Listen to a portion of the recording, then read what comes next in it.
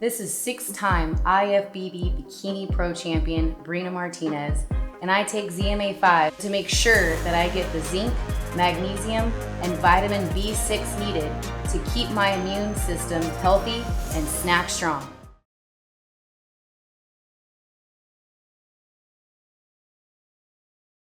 Are you surprised, or do you think it's too premature for this talk of Errol and Canelo? Because there's been a lot of interviews, a lot of talk about it. I know fans are really interested in it. Is there credence there? Is this fight actually possible? Is it a thing that you guys would entertain, or is it just fodder? It's just, Well, I'm just a trainer, man. I'm the low man on the totem pole. You know what I mean? I don't know. I mean, I think that like even with the Terence Crawford talk or the not to shoot them down or whatever, but I mean the key element is Danny Garcia. I mean, really, you supposed to ask me those questions. That's what you're supposed to do. You got me it. But I'm like, you can't talk about Pacquiao or Crawford when you got Danny Garcia right there, like I said, who's look at his record, look at his resume. How can we even, that's disrespectful to him for me to talk about those other guys. Your job is to ask the questions you're supposed to ask, right? But my job is to say, listen, we got this guy who's an amazing fighter in front of us. So I got to tell the truth. You're not lying, but you got to ask me the questions. But I got to say, listen, man, we got to think about this one guy. I mean, that's the key element because that's disrespectful for me to keep talking about Crawford, keep talking about Pacquiao, keep talking about when this guy's like, who do you think I am? I mean, that's what no. You're right. You're right because at the end of the day, listen, no telling what his father's saying. Like, so the father's probably going off like, you really keep talking about like, and that's the reality of life. Is like you can't talk about the other things that you don't even have that are not even real, not even tangible. Because those other things are not even tangible, right? But this one thing in particular is real. And it's coming in like 3 weeks. So we gotta like less than 3 weeks, so we gotta focus on and you can keep asking me the questions, but I gotta just keep don't worry, I'll keep asking. I'll keep asking. I'm like the TSA people like shoot. Like, playing this way, so gotta keep redirecting. But yeah, come on, let's go. All right. Well, then let me get your thoughts on this. Then Canelo went on live yesterday, and a fan asked him this question: "Hey, what do you think about fighting Errol Spence?" And he said, "Errol Spence is a tremendous fighter. He's a great fighter, but I think the weight might complicate things." Because he had mentioned that he's probably more than likely going to campaign at 168 in the future. What do you make of that? Do you think the weight? Hey, man, you never know, man. You never know. That's all I'm saying.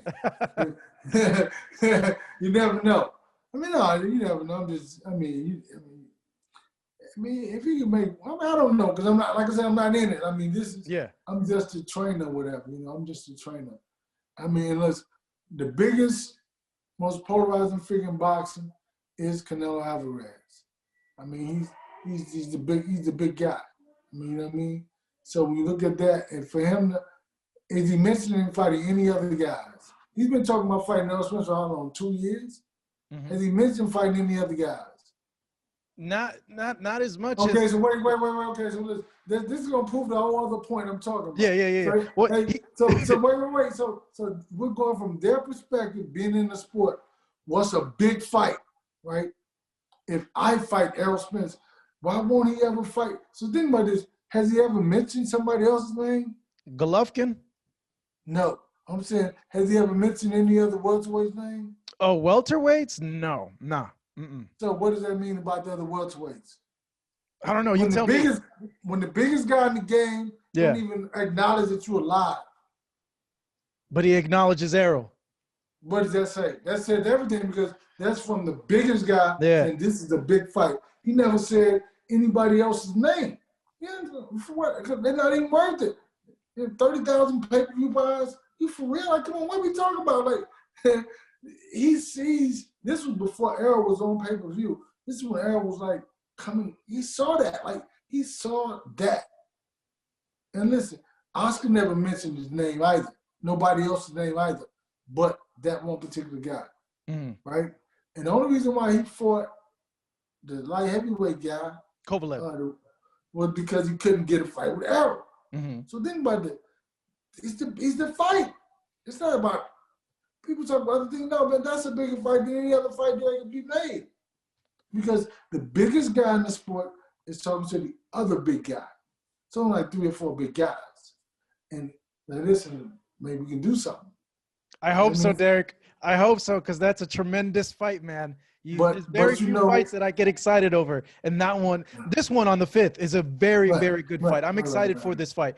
But Canelo and Spence in the future, that is it crosses over to the mainstream, I really feel. Right. Well, but I think that this one does also because of the way it's been promoted, Fox pay-per-view. Those shows come on Fox. So it's crossing over to the mainstream really now because you take it off of paid television, right, off of Showtime, and with everybody doesn't have Showtime and everybody doesn't have ESPN and all those other things, and you put it on Fox television and you sell it to America. You tell America, so you introduce these guys to America. And so this is Errol's 3rd pay-per-view. And so so people are more familiar with him. People know the name of Canelo Alvarez. They may not ever. So Errol is more of a mainstream guy because they've seen him on Fox television, like we're shooting a show now. And Canelo is the Hollywood guy. He's that guy, right?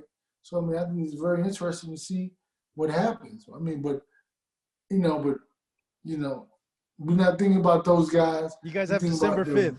You got that one guy that could ruin everything. Listen, it's the level of respect that I have for Danny Garcia, right? The level of respect I have for his father that you can't talk about. You can't even imagine. You can't even be like, oh, Canelo. You can't even do that. You got to listen, man. There's nothing without this one, right? And this guy's like, they overlooking me. And but like I said, you're not overlooking the fight. You're just saying what the possibilities are after this or whatever the case may be. And I think that's what you have to do. You have to ask those questions, and I have to be like, no, man, we're gonna redirect it to this way. This is the real deal right here. On a final topic, and switching gears, when is Jermell coming back? When do you foresee his next fight being, and what's left there for due to him at this point? I have no idea. I'm pretty sure he has like a, one of those mandatories. You know what I mean? I have no idea. So it's like we'll see. I know a goal of his is to be undisputed. Right. Is it possible, given that the other guy, Patrick Teixeira, who's with the WBO, that signed with Golden Boy, do you foresee that fight potentially being able to get made? I think anything is possible, man. I think the Golden Boy, they don't have Canelo. So you would want an undisputed champ under your banner. So I think you have to go take that chance. Because what else are they selling? Oscar's not fighting anymore, but I think I heard he's coming back maybe. But so it's like you have to be able to sell something. And and I think that you have to take that chance. Whatever it is, you have to be able to step outside this circle. Let's do it. And I think that. But like I said, I'm not a trainer. I'm not a matchmaker. I'm not this or that. But that would be very interesting. If he can't get that undisputed fight, do you want to see him stick around at 54, or do you think he's going to move up to 160? Man, I want to see him be who he wants to be, right? I think that at 160 is very interesting. His brother's up there, and I don't know who's fighting. I don't know who the champs are in the weight division other than his brother. We'll see. You just never know. But I want whatever he wants. So really, whatever Jermell wants, that's what I want. Perfect. Hey, Derrick, man, it was good chatting with you. Thank you so much. This man right here, Derrick James, the trainer of Errol Spence and Jermell Charlo, December 5th on Fox pay-per-view. He will be in the corner of his fighter, Errol Spence Jr., who takes on Danny Garcia. Derrick, as always, thank you so much for this chat, and it was good talking to you. Thank you, man. Appreciate it. Thank you very much, man. Thank you so much for watching this video, and make sure to subscribe for more videos of your favorite fighters over here on Fight Up TV, and give us a follow online as well at Fight Up TV on Twitter and on Instagram. We appreciate it, guys.